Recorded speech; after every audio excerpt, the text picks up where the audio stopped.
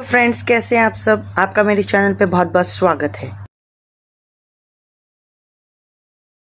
आज मैं आपके लिए एक और कक्षा 11वीं का टॉपिक लेके आई हूँ, वो है लेजर। लेजर को हम खाता बही भी कहते हैं। आज हम इसके अंदर बहुत महत्वपूर्ण चीजें सीखेंगे जो जर्नल एंट्री के बाद हम करते हैं।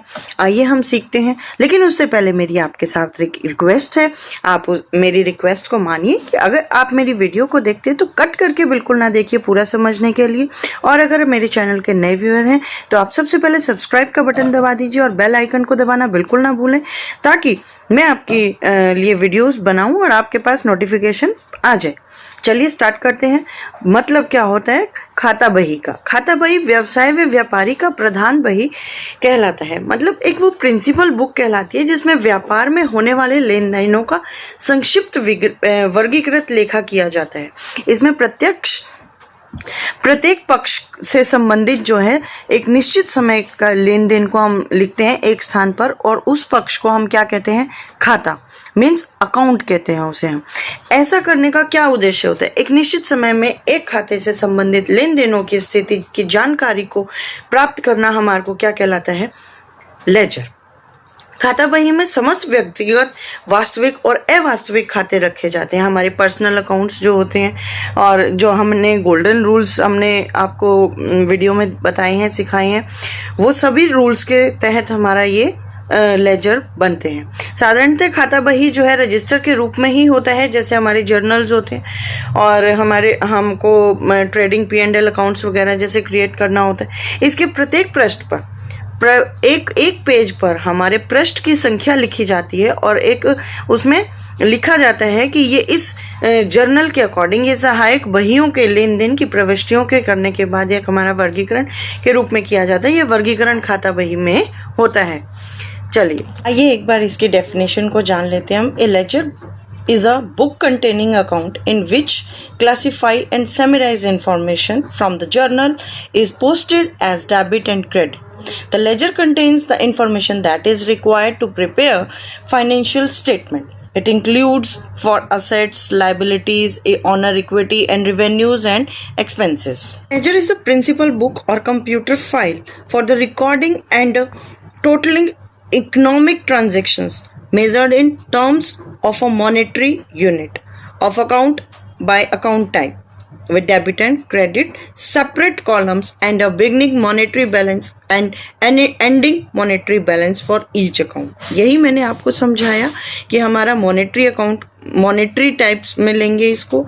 ये हमारी प्रिंसिपल बुक्स है। हमारा डेबिट क्रेडिट हमारा सेपरेट कॉलम होगा और हमें एक इसको अकाउंट का नेम दे देना होगा। अकाउंट बाय अकाउंट टाइप के हिसाब से पर्सनल अकाउंट है, पर्सनल अकाउंट के हिसाब से नॉमिनल अकाउंट है, नॉमिनल का उस हिसाब से हम गोल्डन रूल्स में इसमें फॉलो करेंगे।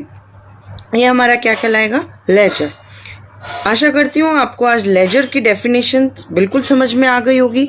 अब हम नेक्स्ट पार्ट में इसका प्रैक्टिकल क्वेश्चन करेंगे, एग्जाम्पल करेंगे। तो दोस्तों अब आप कहेंगे कि हमारा ये जर्नल जो है लेजर से कुछ मिलता जुलता है, तो मैं आपको बता दूं कि हमारा लेजर जो है और जर्नल ये दोनों एक अलग अलग है। हम जर्नल को हम रोजनामचा कहते हैं और लेजर को हम खाता बही कहते हैं, या हम जर्नल को हम पत्रिका भी कह सकते हैं। पत्रिका के विषय में मैं बताने जा रही हूँ और आज हम बताएंगे कि पत्रिका और खाता बही में क्या डिफरेंस होता है।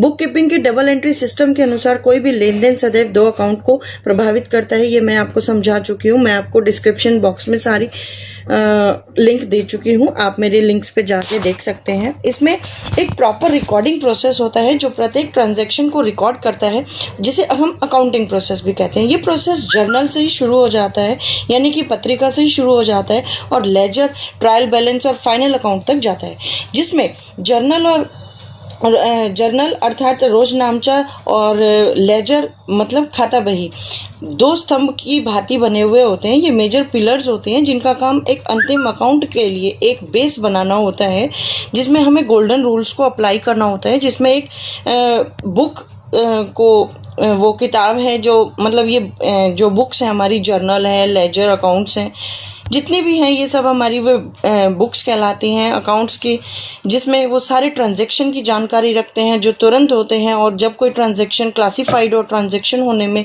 जगह ले लेते हैं, मतलब एक अकाउंट मिल जाता है उनको प्रॉपर, तो उसे हम क्या कहते हैं, लेजर।